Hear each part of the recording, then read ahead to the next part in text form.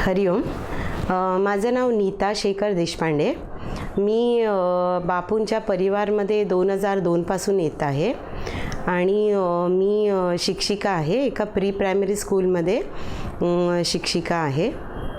मी Ghodbunder road उपासना केंद्राची प्रमुख सेवक आहे. साधारण 2-3 वर्षापूर्वीची गोष्ट आहे. मे महिना होता आणि मी रोज संध्याकाळी 6:30-7च्या सुमारास वॉकला जाते. पण त्या दिवशी काय कारणामुळे मला थोडासा उशीर झाला, तर मी थोडीशी उशिरा गेली. तर रस्ता तोच होता, सरळ जाऊन सरळ यायचा, डेड एंडपर्यंत जाऊन परत रिटर्न करायचा. नेहमीप्रमाणे मी जात होती. मी जाता जाता दत्तमाला मंत्र मनातल्या मनात बोलत होती आणि मला थोड्याशा अंतरावर गेल्यावर असं कळलं की तिकडे काम चालू आहे, रस्त्याचं काम चालू आहे म्हणून. तर मी म्हटलं आता रस्त्याचं काम चालू आहे तर खड्डे वगैरे असणार, तर मी क्रॉस करून सरळ जाणार म्हणून. तर तेवढ्यात मला आमच्या बिल्डिंगमधलेच एक सिंधी आजोबा आहेत, ते सगळ्यांना हरिओम हरिओम करत जात असतात. तर मी त्यांना पण हरिओम केलं आणि मी ते बोले बेटा मैं तो यहाँ से जा रहा हूँ क्योंकि इधर तो काम चालू है, आप कैसे जा रहे हो. मी बोलली नाही, मी तर रस्ता क्रॉस करून जाते, तुम्ही जा तुमच्या वाटेने. म्हणजे ठीक आहे. आणि मी रस्ता क्रॉस करून गेली आणि सरळ गेली. डेड एंड आलं. मी तिकडनं टर्न घेतल्याबरोबर समोरून एक AC बस एवढी फास्ट येत होती आणि ती युजली फास्ट येऊन बस तिकडे टर्न होऊन थांबते आणि मग 10 मिनिटांनी निघते. पण त्या दिवशी काय झालं मला माहीत नाही, त्या ड्रायव्हरनी बघितलं नव्हतं. मी टर्न मारून परत येत होती आणि ही बस तिकडे फास्ट आली आणि तिकडेच थांबली. आणि ह्या बाजूला डाव्या बाजूला एक कार उभी होती. कारमध्ये एक बाई मोबाईलवर बोलत होती. मला वाटलं आता ही बस टर्न होणार म्हणून मी पुढे आली. मी पुढे आल्याबरोबर ते काच जी ड्रायव्हर सीटच्या तिकडे उजव्या बाजूला जी काच असते, आरसा असतो, तिकडे मी येऊन अडकली आणि बस तिथेच थांबली. म्हणजे मला ना पुढे जाता आलं ना मागे जाता आलं ना, मला काय सुचलंच नाही मी आता काय करू म्हणून.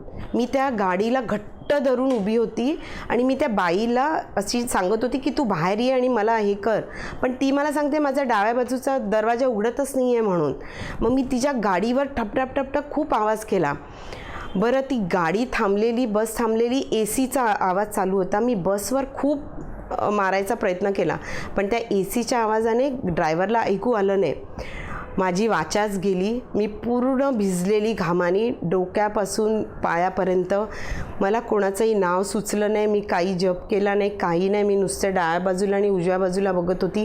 कोणी नव्हतं त्या रस्त्यावर.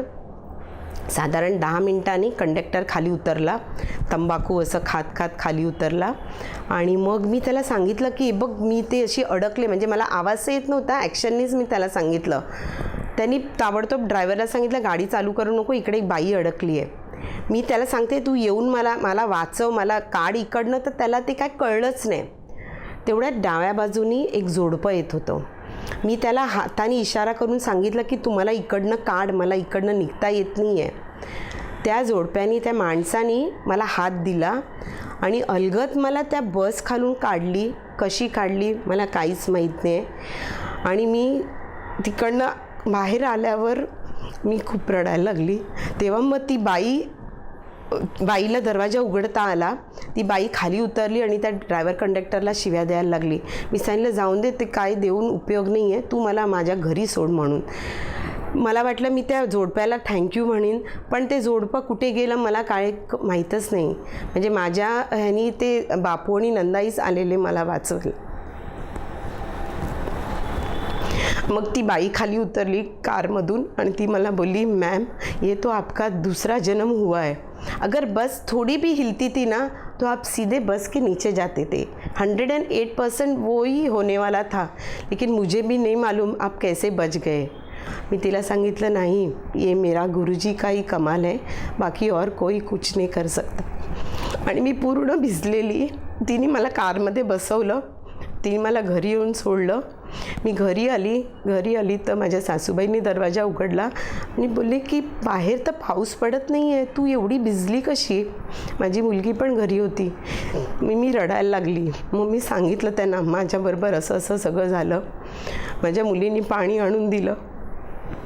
पण त्या दिवशी जर ते जोडपं आलं नसतं तर मी आज दिसलीच नसती. हरिओम अहमद शिरा.